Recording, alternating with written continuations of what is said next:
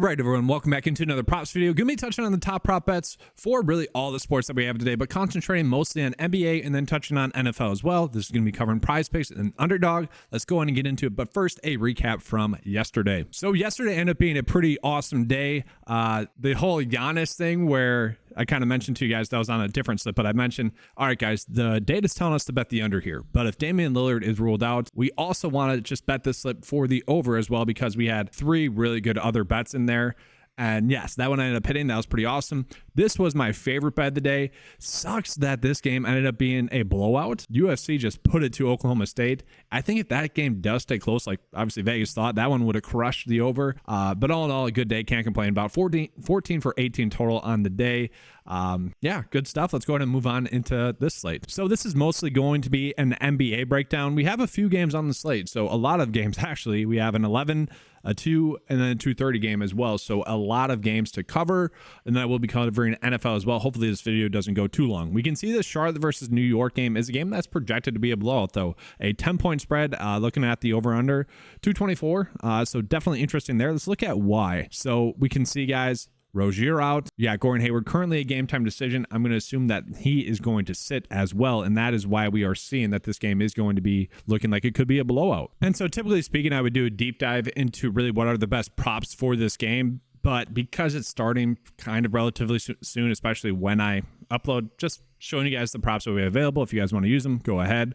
We can see Charlotte, we're not getting good props for them. And then New York, let's take a peek. Maybe Jalen Brunson over assists. That's really it. So now let's go ahead and move on into the next game. So looking at the next game, it's going to be Washington versus Brooklyn, a 6-point spread. So another game that has the potential to be a blowout. And that's really the first 5 games we have today are games that have the potential to be blowouts. So very interesting there. This one's going to be a little bit more appealing, 235 for the over and under.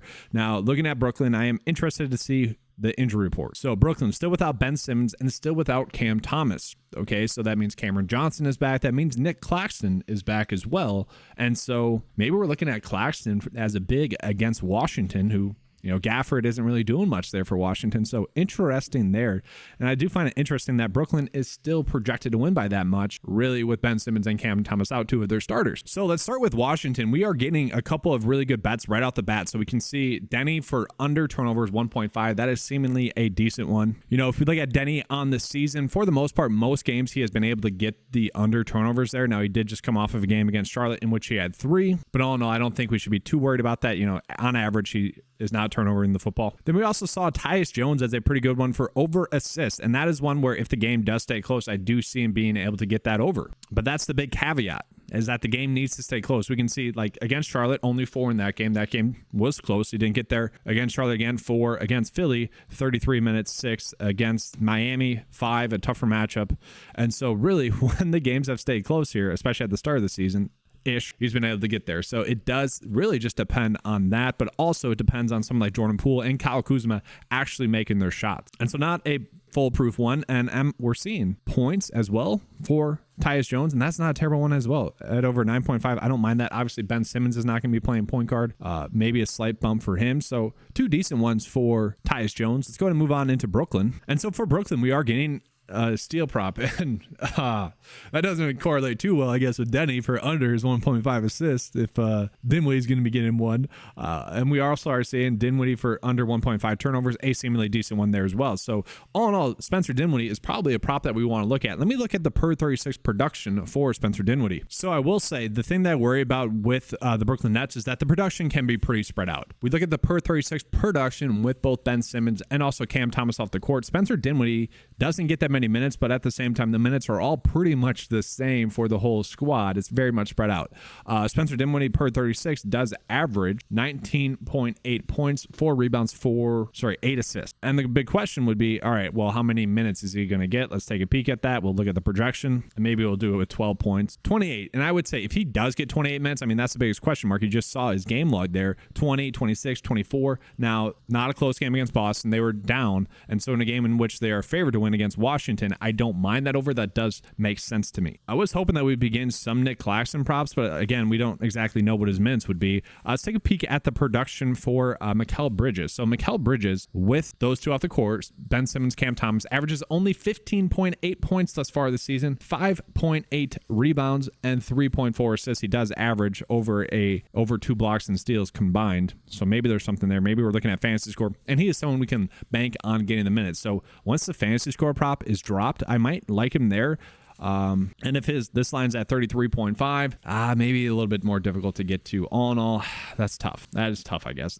Yeah, Brooklyn were probably just not playing. Unfortunately, just again, they spread out their production too much, too difficult to predict in that regard. So let's go ahead and move on into the next game. And so looking at the next game, it's going to be the Grizzlies versus the Clippers. I would say the Clippers are another team in which I have been struggling to get behind, except for Zubac, who has been kind of, I don't want to say free square because they've been close, but at the same time, he has definitely been undervalued with Mason Plumlee off the court. And if Plumlee's off the court again tonight, we might be looking back at him. He is out. I will say the matchup with Memphis is a little bit more difficult tonight than it was against Brooklyn and Dallas. So yeah, again, probably not as much of a free square than it was previously. Looking at the Grizzlies, they are going to be without Derrick Rose, potentially Tillman, and I want to take a peek at that. So yeah, it looks like Tillman is expected to sit in this game, so we can expect Bismack Biyombo to be the starter there. Zaire Williams is going to be active in this game. He is someone that had been currently questionable in a few games. So to me, is Bismack enough of a matchup to prevent production to someone like Zubac?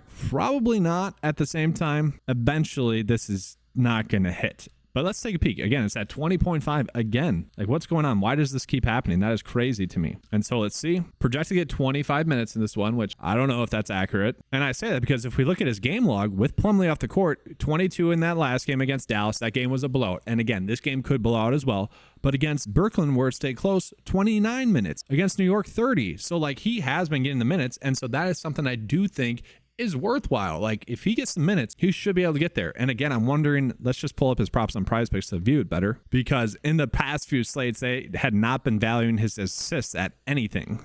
Let's see. Oh, they're not really giving it to us just yet. So like on previous slates, his points and rebounds prop was set at 20.5 as well. And then we can see, like, anytime they're doing that and we can get an assist, like, it's not likely that I was going to get an assist, but all in all, like, might as well take that, right? Because it's basketball, stuff happens. He got 1 assist the past 2 games, and that was really the difference. I will say I still like the over here for points, rebounds, and assists, but yes, the matchup's not as good. I would say this makes for a better individual bet on one of the sports books, and we can see the data is favoring the under there, but that's not accounting for the production with Plumlee off the court, really. It hasn't adjusted too much. And then, yeah, the rest of them, not exactly great. The rest of the team, I just feel like is a stay away simply because they go 4 deep, and I just don't want to touch that. So we look at Memphis, and for Memphis, a source of frustration for me, at least, has been Marcus Smart. He's been someone that's been popping data-wise, and at the beginning of the season, it was awesome. He was playing well, and now he hasn't been doing as well. And so I don't know if I can trust him, and we can see, under rebounds and assist is one that's popping up for him. If you guys want trust that, you possibly could. I will say in a game that's a blowout, I don't know if we can really trust the Grizzlies.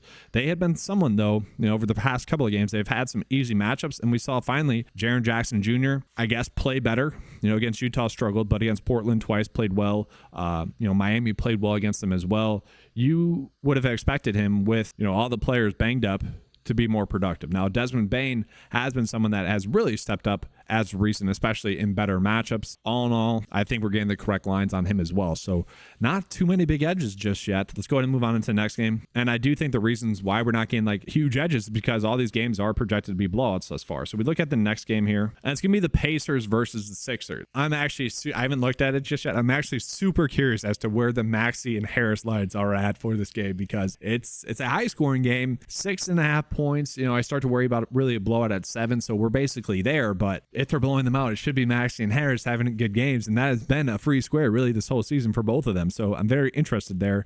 We do see Kelly Oubre is out, so that actually might shift some usage to maybe Melton, probably is what I'm thinking, and then also just the other starters as well. So definitely interested there. We do see Aaron Naismith, Jalen Smith, currently game time decisions. Jalen Smith was a late scratch on the previous slate, so I don't know if something happened in warmups or whatnot, but definitely something to monitor. And so we go ahead and take a peek at the props that we are getting. Tobias Harris for under 2.5 assists. That is a good EV bet, apparently. Joel Embiid to get a steal, another pretty decent bet. Then we see Maxey for over 6.5 assists, another decent bet. What I am interested in is these ones: points, rebounds, and assists for Melton. 18.5. We'll take a peek at that, looking at his per 36 production.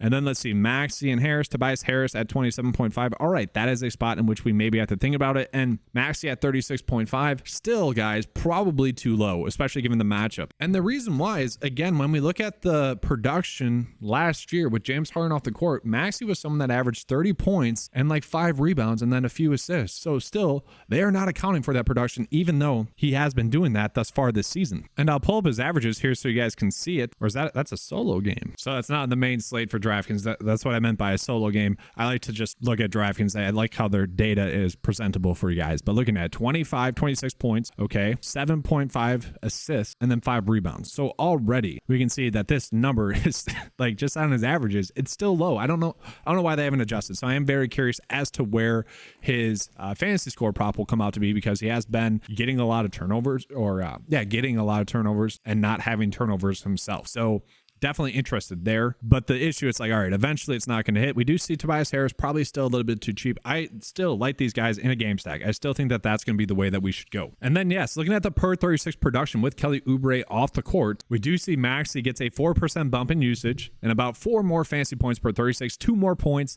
1 rebound, and almost 1 assist more with Kelly Oubre off the court. It makes sense. Kelly Oubre is the guy that gets out there and shoots the basketball. We also see Tobias Harris gets a 4.5% bump in usage, averages 2 more fantasy points per 36, 2.6 more points, about a rebound, and 0.6 assists. So all those players get a bump with Maxey off the court. The one I was mostly interested in, however, was Melton. Melton gets the 4th most minutes, so it goes Maxey, Harris, Embiid, with Kelly Oubre off the court. It makes sense. But then it's Melton. So we look at Melton's per 36 production, guys. It's 15.7 points, 9.4 points, 4.3 rebounds, and 4.7 assists. So combined rebounds and assists, that's about 9. And then 9 points. Okay, so that's probably the correct prop, I would say. He does average 2 steals, though, per 36. So maybe someone that if the fantasy score is at like 20 or even 21, we could be betting the over there, because it doesn't get many turnovers, but he does get 2 steals. But that's probably going to be a wait and see. Let's go ahead now and take a peek at the other side of the basketball, the Pacers. Okay, so it does depend on Jalen Smith being in or out. And let's take a peek at the starting lineups here for them. Obi Toppin expected to start. Okay, we saw Benedict Mathurin really have 2 awesome games in a row.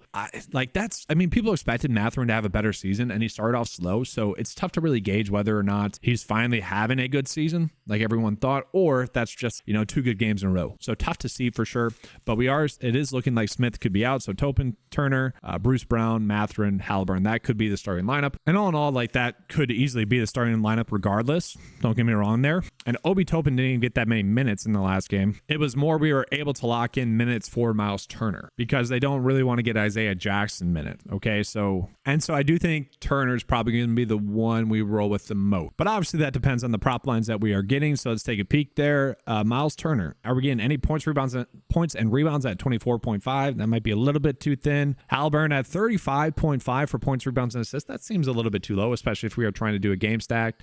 Mathurin, like I said, has been going off lately. Turner at 26.5. Yeah, at 25.5. I'm fine rolling with that. And that's another one where they're only giving him 1 assist. And let's pull up Turner. He had 4 assists in the last game. So yeah, we are banking on him being productive, and that the worry is going against Embiid. The worry is getting into foul trouble. But if he gets those minutes, I think that one should be an easy one to hit. And I don't mind a little bit of a game stack here. Like, Halliburton has been someone that has been going off.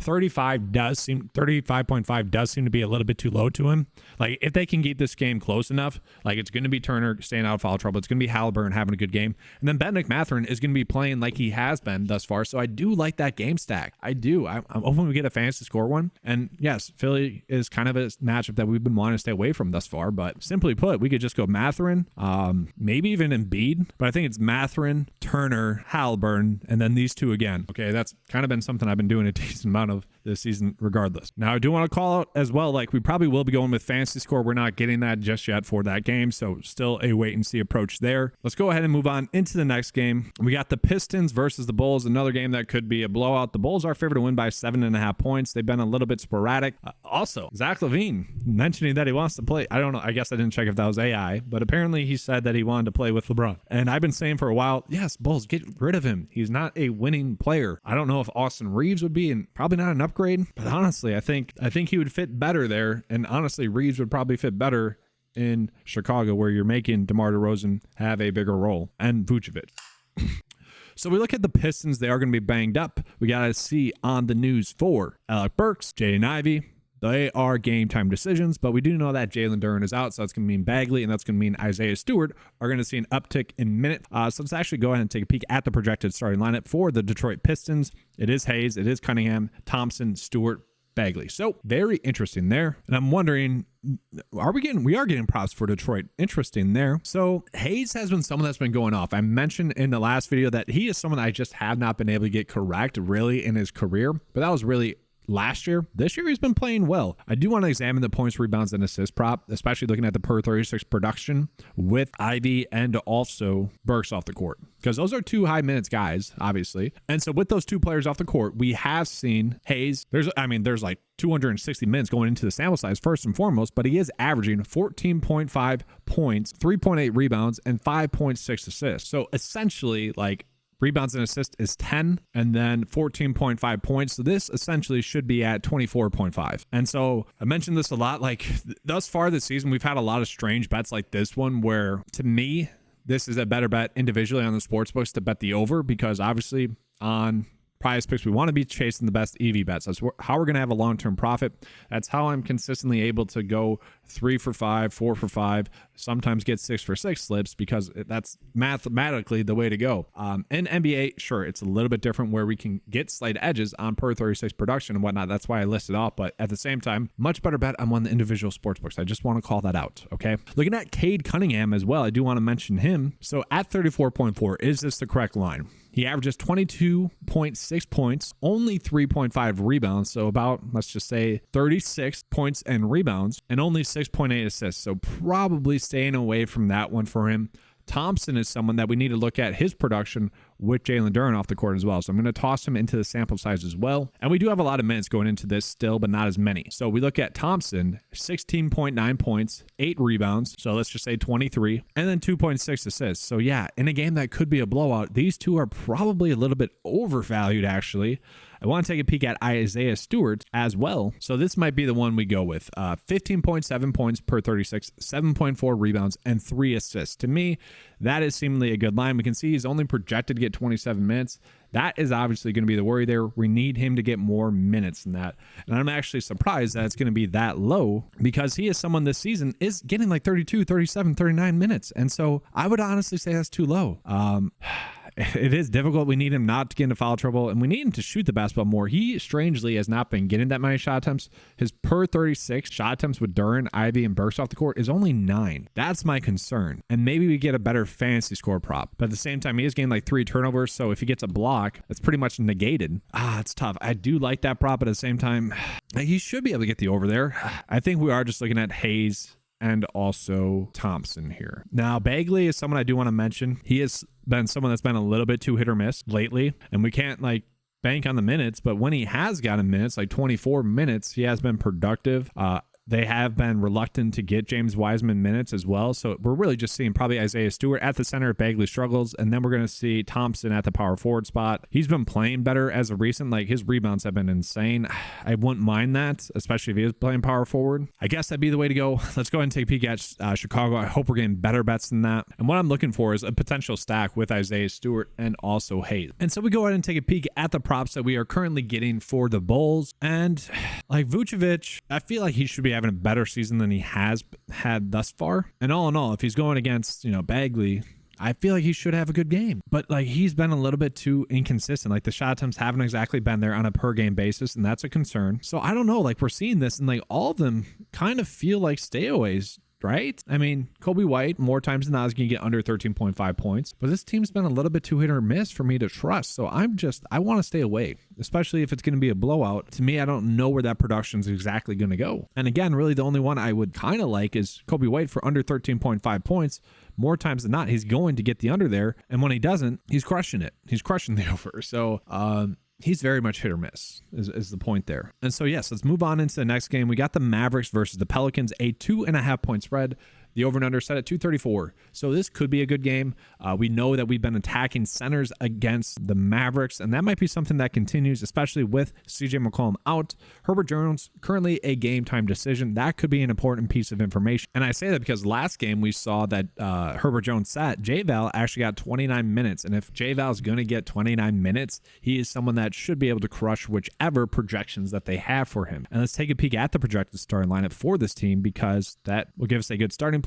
Currently a game time decision, but currently projected in the starting lineup. Don't love that. So like with that, it's definitely a risk reward thing. Kind of like last night where if you had bet Giannis for the over banking on Lillard to be out again, the risk was rewarded. Same thing the other way. If you bet on Lillard being active and you bet the under, you weren't rewarded. That's kind of how it feels like with J-Val. Again, at 24.5 for his points, rebounds, and assists, that is seemingly going to be too low if Herbert Jones is out. And we see it. He is projected to get 27 minutes still. And if he does get that, heck, he should be able to get that over against Dallas as well.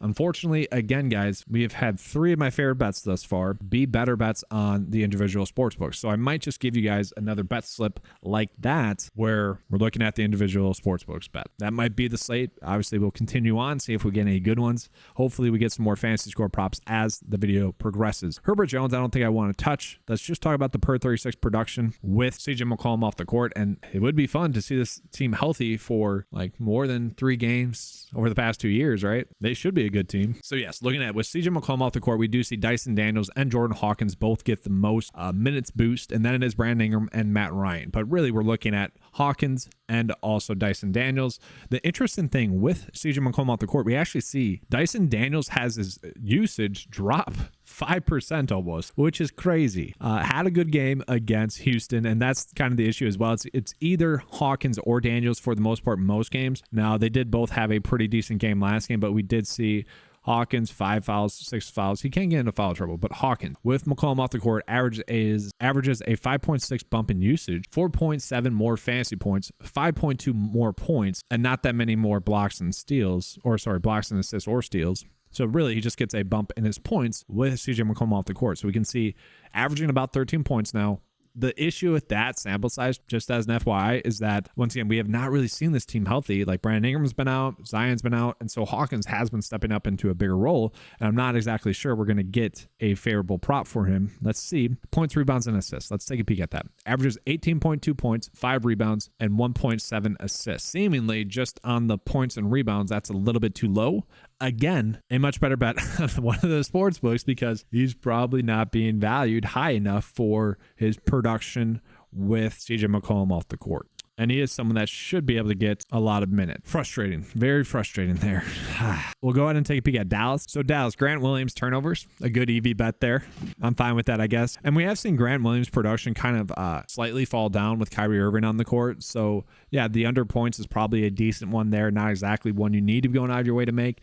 And that's kind of the theme with, I would say, the prop bets that we're getting here. None of these bets are going to be ones that we need to go out of our way to make. And so, again, let's just go ahead and move on into the next game because, yeah, with Dallas, it's pretty much a funnel. It's Luka, and then it's Kyrie. If Kyrie's out, then it's Grant Williams. Again, though, if you want to roll with that turnovers, that's fine. We're seeing a lot of turnover props be the best ones thus far today. Moving on, we got Miami versus the Spurs. This could be the best game thus far. We did see they were without Hero and Jimmy Butler on the front end of a back-to-back, and my boy Jaime Jaquez had himself a good game. We didn't have any props available for that, which was annoying. Again, I think the one thing that FanDuel and DraftKings have on PrizePicks and Underdog, given their lawsuits or whatever that's going on out there, trying to get them banned, is that they don't always have props available for starters, projected starters on the game. I think that should be a mandatory rule. The reason why they don't do it for someone like Hawkes is they don't have a proper way data-wise to gauge how well he's going to do. So kind of unfortunate there. We take a peek at the injury report. Tyler Hero is still out. Caleb Martin, game time decision. And then also Jimmy Butler, a game time decision. We also have Trey Jones on the other side of the basketball, also a game time decision. There's a lot to break down in this game. I'm not exactly sure we're going to get props for Miami just yet. Let's take a peek at the projected starting lineup for Miami. Jimmy Butler projected to be back. I mentioned last game that, yes, with Hero off the court, we actually have seen Duncan Robinson get more run. And we can also expect Kyle Lowry to probably have a good game. My issue with Kyle Lowry, guys, it's the back end of a back-to-back. I feel like if they can get Kyle Lowry less minutes in this game, they're going to do that. Now, we saw earlier this season, back-to-back, he got his normal minutes, but I don't think that's something that they want to do. But let's look at the production with Hero off the court again, because yesterday we saw Kyle Lowry be a free square when doing this. And the data also backed that up. That's why I was pretty excited about the bet. But let's look at with Caleb Martin and also Hero off the court. I think Martin's going to sit, so this should be a good sample size. Looking at Kyle Lowry, he does average an 8.6 bump in usage with those two off the court, but only about 17 total. Averages 13 more fantasy points per 36 with those two off the court. Averages 8.8 more points, 2.3 rebounds, and about 4 more shot attempts. So all in all, yes, Kyle Lowry is someone we're probably looking at again, but let's see which props we are getting for him. And yeah, we're not getting any props until we get that Jimmy Butler news. But Duncan Robinson is the player that does get the most minutes with those two off the court. And Duncan Robinson is someone that shoots the basketball a lot. And heck, maybe we actually see like Josh Richardson shift to a little bit of a point guard role if they do want to limit Kyle Lowry's minutes. But yes, Duncan Robinson, 35 minutes the last few games. That's going to continue here. He is someone that 3-ball wise, I think would have a better game. 1 for 10 last night. Kind of expect to have a better game tonight. If Jimmy Butler's out, I do think we're expecting Highsmith and Hawkes to have a good game. Hawkes, I would hope we get some props for because he went off, and that's exciting. They've been limiting his minutes. Finally got a lot of minutes in that game. We'll go ahead and take a peek at the Spurs if we are getting some. And we do not seem to be getting any props for the Spurs just yet. Kind of interesting there. Obviously, the reason being is because of the Trey Jones news and probably the other side of the basketball as well. Needing to know if Jimmy Butler's going to be active or not, because that does change the dynamic of the slate. But let's just get you guys prepared for the news dropping. So Trey Jones being out, to me, is it going to be Sohan? Is it going to be Graham? Or are they going to have Vassell step up into a bigger usage workload? So let's take a peek. We can see the projected starting lineup. Sohan, Vassell, Keldon Johnson, Webby, and then also Zach Collins. No surprise there. But with Trey Jones off the court, we do see a big bump in usage go to Sohan. He actually averages 5 less points per 36, which is crazy. 2.6 more rebounds and less assists. That's fascinating to me. And really, this is crazy. I don't like the data that's going in here. It doesn't seem like a good sample, but maybe we would just be looking at Sohan to get more rebounds in this game. Kind of crazy. And so maybe it is a stay away. Maybe the data is right by telling us that we don't have any props for them. So let's move on to the next game. So we got Denver versus Houston, a 4.5 point spread, a low over and under at 216.5. So Jamal Murray is still out. I'm wondering if we're going to have free squares on Michael Porter Jr. and also Aaron Gordon again. We do see the Rockets going to be without these two players. Not a big deal there.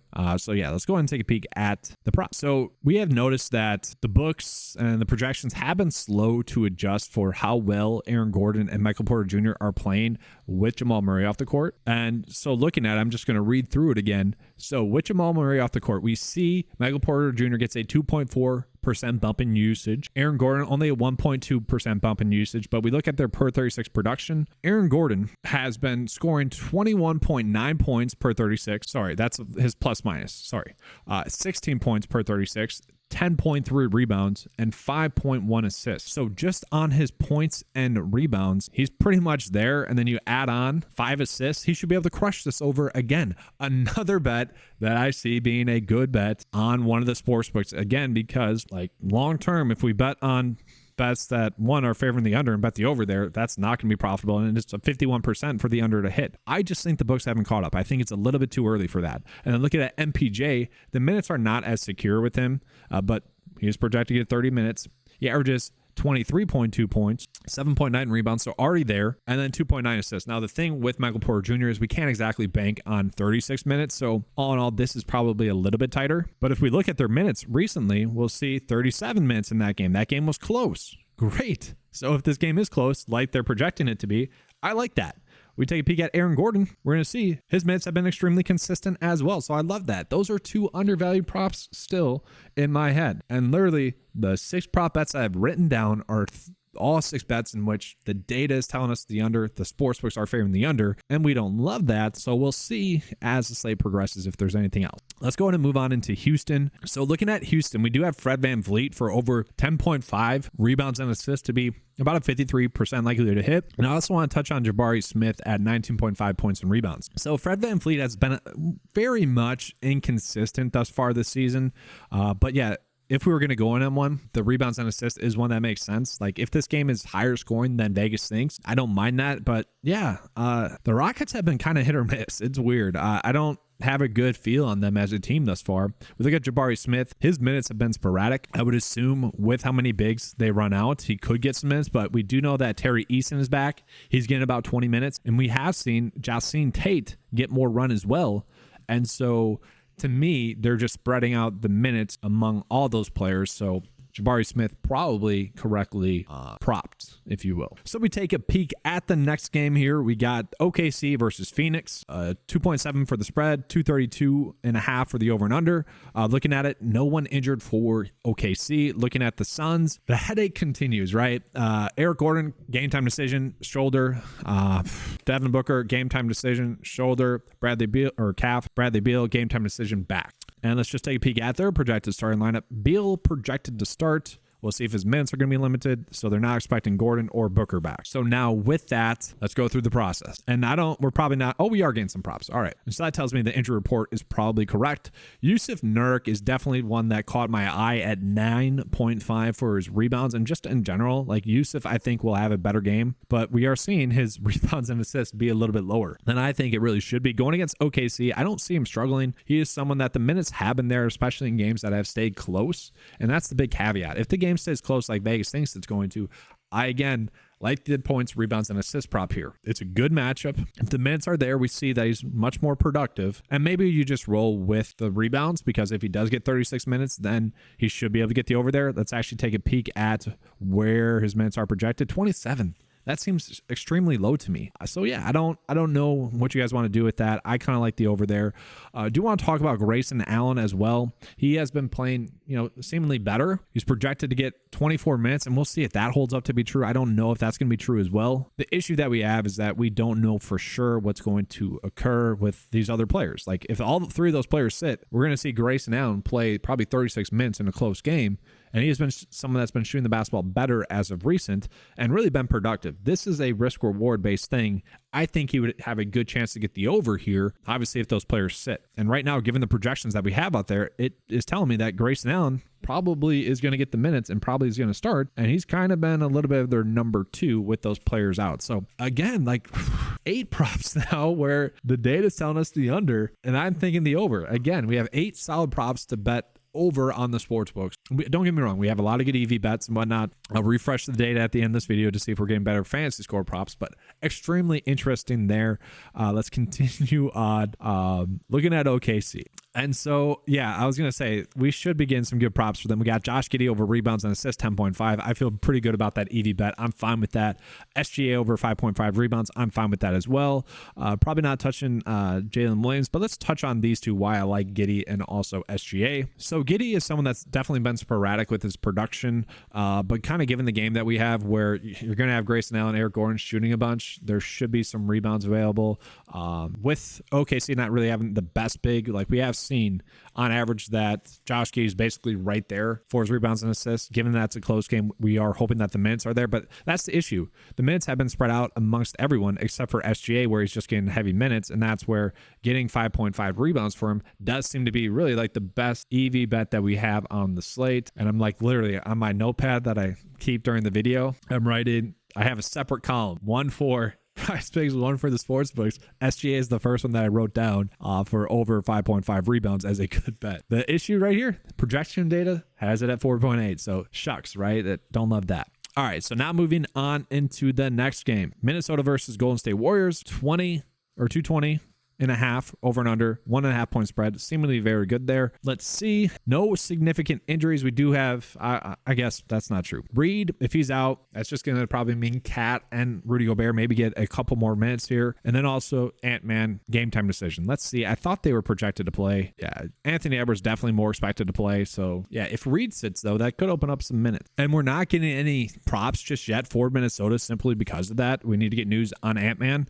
And let's see, Golden State, we are also not, because that would change a little bit the dynamic of the slate there. So let's see, are we getting anything for the last game, which is Portland versus the Lakers? 10-point spread. 220 for the over and under. Kind of ugly, right? Portland, though, has been kind of a source for production. We can see they're going to be without Scoot Henderson, Malcolm Brogdon, and Simons. So, their two best players are going to be out. That's why we have the big spread there.